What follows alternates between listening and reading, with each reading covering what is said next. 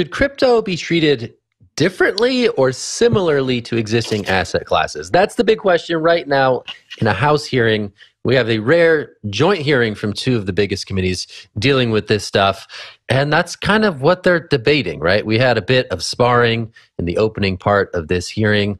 Let's hear it. We're going to go to Chairman McHenry. Let's hear it. The purpose here is to make law, for us to give assurance to the marketplace and to consumers, to close regulatory gaps, to make sure that you have like-kind regulation of new things in our society and the potential they hold. We need to get this right, both for a couple of reasons. One is to harness innovation and enable consumer protection. And the other is to ensure that the CFTC and the Securities and Exchange Commission will work together to ensure that consumers are protected, unlike what is currently happening.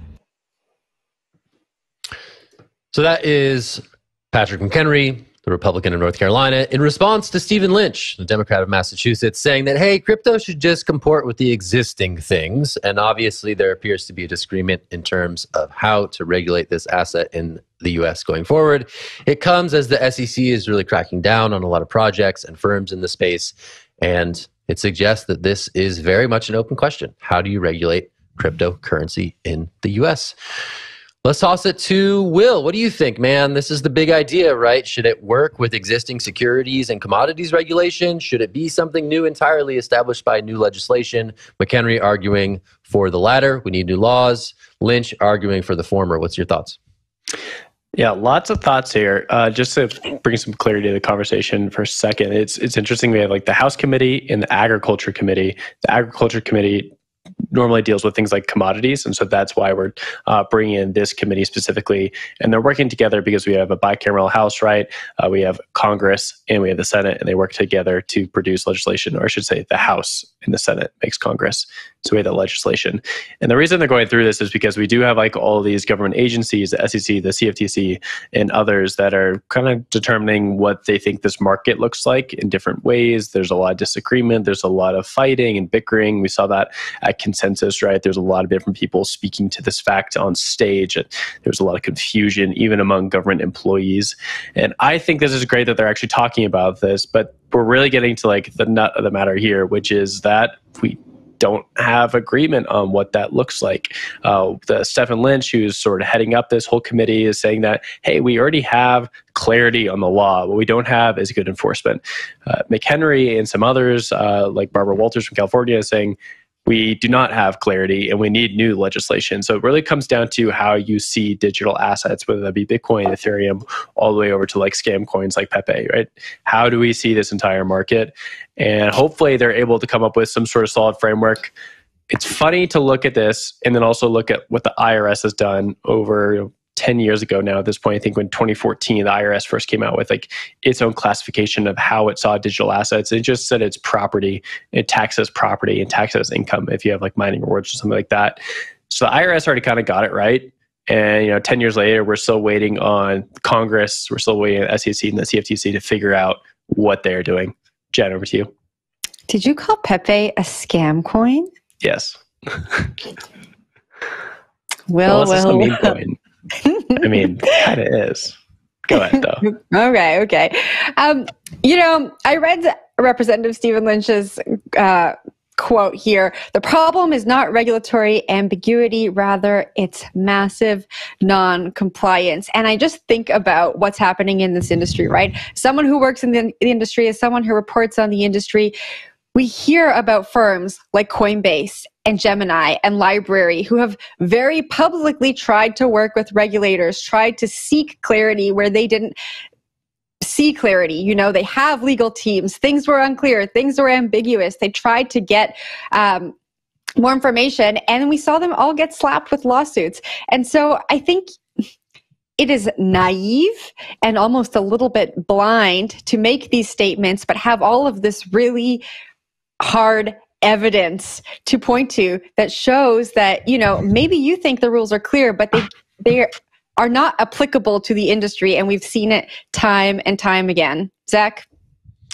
Yeah, I think that's what it boils down to, right? The non-compliance, that's the thing. Is it willful non-compliance, or is it simply unable to comply? And I think like the industry has long argued that these things don't fit neatly in a securities box, right? Like who is the entity that is going to produce public records for investors in the US to digest if it's, run by a decentralized autonomous organization, if it's just a smart contract on Ethereum, right? So there are these sort of fringe cases that haven't fully been reckoned with.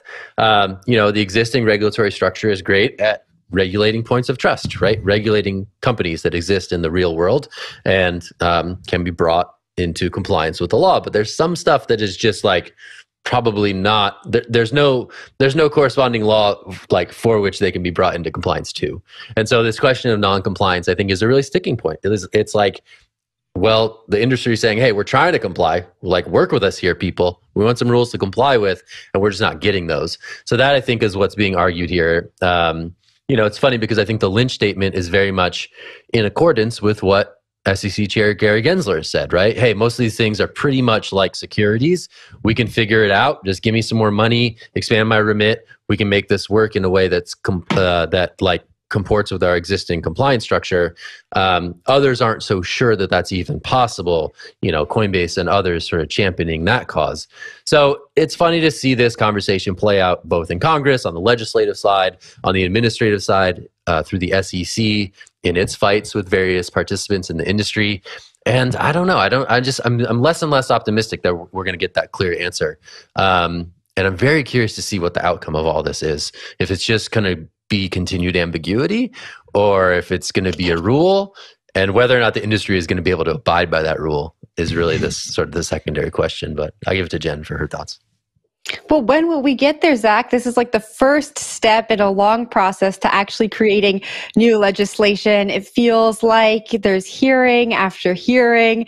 And, McHenry, in the statement we listened to at the beginning of the segment, said that he wants more clear legislation so that we can protect consumers and we can continue to foster innovation. I just feel like this process is getting so drawn out. And the two areas that are suffering are consumers and employees. All the talent is leaving the US. They're going elsewhere. They're setting up shop elsewhere. They're setting up shop where there is clear crypto regulation. And the places they're setting up shop, they have clear crypto regulation. And sometimes in some of these places, that crypto regulation is quite strong, but at least it's clear. And so I hope the US can see what's happening and get their ducks in a row and speed things up. But I am losing faith very quickly. Will, I'm giving you last word on this one.